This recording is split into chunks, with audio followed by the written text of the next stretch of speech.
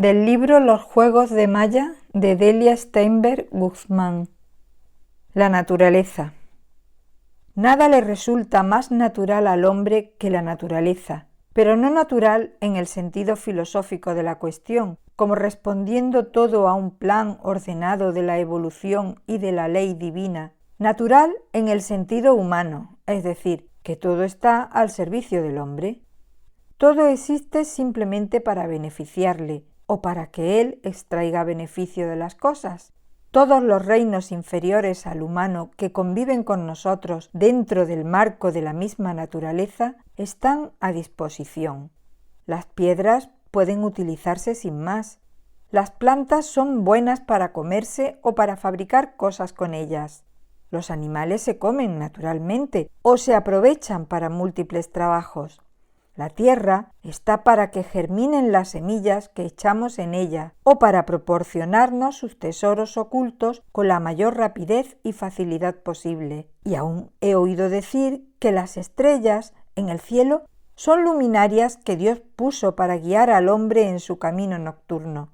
Si esto último es poesía, nada más bello, pero si es utilitarismo, cosa que mucho me temo, nos encontramos ante el hecho de que las estrellas no tienen más remedio que brillar y alumbrar porque los hombres, el hombre, el ser más perfecto de la creación, no alcanza a ver bien durante la noche. Bajo este color de cristal es como caemos atrapados en el juego de Maya y como lejos de aprender del libro abierto que significa la naturaleza, estropeamos sus hojas interiores y sus cubiertas sin la más mínima piedad y sin ningún beneficio, ahora sí, efectivo. La naturaleza es el natural escenario donde podemos realizar las experiencias propias de nuestro momento actual, no solo nosotros los humanos, sino que también viven, experimentan y se expresan dentro de este mundo las piedras, las plantas, los animales, los astros. El hombre es apenas un escalón más entre los muchos que configuran la gran escala de la evolución, y quién sabe si no habrá otros seres que están en la naturaleza superiores al hombre y que nuestra vista no alcanza a distinguir. Diremos que si tantas cosas podemos ver, ¿por qué no habríamos de poder ver justamente lo que es superior a nosotros? Pero la materia adopta múltiples, casi infinitas formas de plasmación. Algunas son concretas y visibles, otras lo son menos y pasan desapercibidas a nuestros ojos. Cuando la luz del sol inunda el cielo y nos enceguece, ¿diríamos acaso que las estrellas no existen? Y cuando la noche cubre con plácida oscuridad nuestro contorno y entonces sí brillan las estrellas, ¿diríamos que no existen los colores? Hay momentos en que unas cosas se ven y otras no. Hay momentos en que unas cosas se manifiestan y otras no, pero todas viven. Depende del momento y de nuestra capacidad de observación, de comprensión y aún de evolución. No basta con ver para comprender. La falta de entendimiento y de sabiduría reduce enormemente la visión. Para quien la vida es cuestión de material subsistencia, la naturaleza es un elemento mudo. Para quien el despertar interior ha comenzado a manifestarse, la naturaleza es, como decíamos antes y como tantos dijeron, un libro abierto que presenta inconmensurable dosis de conocimientos. Una hoja de árbol vista con indiferencia nada dice, pero mucho enseña si se la mira detenidamente. Aparecen entonces 1001 detalles inteligentes que nos indican claramente el estilo de vida de esa hoja, el color, la forma, el tamaño, las nervaduras, su forma de recibir el aire y el sol. Todos son aspectos vitales e indicadores de la inteligencia que rige esa vitalidad. Así, es probable que los humanos ciegos por Maya no veamos formas superiores de vida a la nuestra propia, nada más que porque miramos la naturaleza con la indiferencia del ignorante. Basta con sacudirse un poco la modorra para comprender.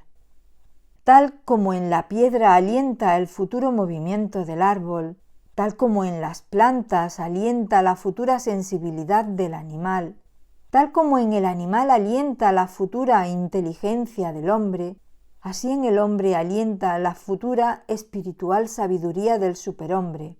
Basta con sacudirse un poco la modorra para que el futuro vibre dentro de nosotros.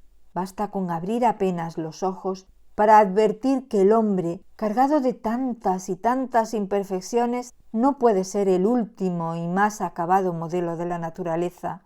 Basta con querer para comprender que, si en nuestro interior podemos advertir atisbos del futuro, ese futuro puede existir ya plasmado en alguna parte, en alguna dimensión, en alguna clave de nuestra naturaleza que de momento se nos escapa. Cielo y tierra son los escenarios de la naturaleza.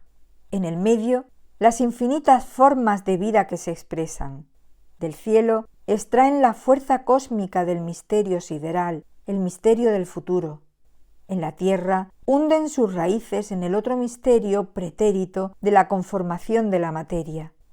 Todas las formas de vida tenemos, al decir de Platón, un poco de lo uno y de lo otro, un poco de materia y un poco de espíritu, y llevamos a cuestas el drama que representa lograr el justo equilibrio entre una y otra parte.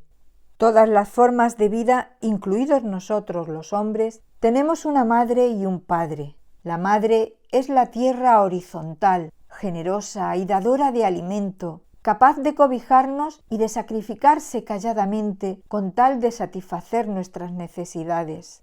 El Padre es el cielo vertical, el que nos llama hacia arriba, obligándonos a levantar los ojos, el que no nos abriga, sino que nos exige sacrificios, el que no da facilidades, sino que promete saludables dificultades, por lo áspero hacia los astros. Todo en la naturaleza vibra y canta.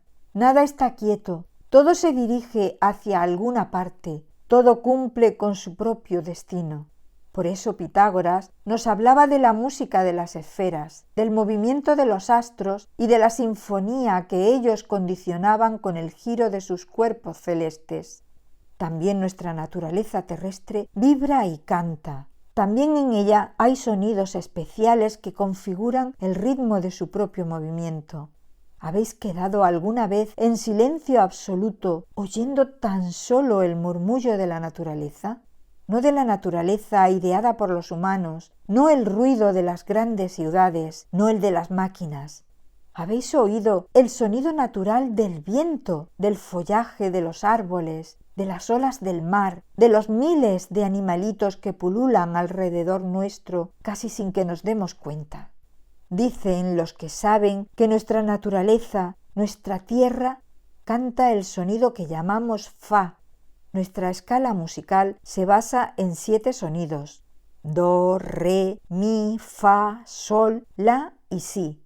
7 sonidos que concuerdan con 7 colores. El nuestro, el de nuestra naturaleza, el que alcanzamos a percibir, es el sonido intermedio, el mismo del hombre crucificado en el espacio, con 3 sonidos por debajo y 3 hacia arriba, con una parte de camino recorrido y otra parte a recorrer, la mezcla de lo uno y de lo otro.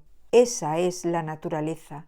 Basta con sacudirse un poco la modorra para oírla cantar. Ella está viva. Es nuestra fuente de vida material. En ella se protege Maya, jugando con ella y con nosotros. Nada más natural.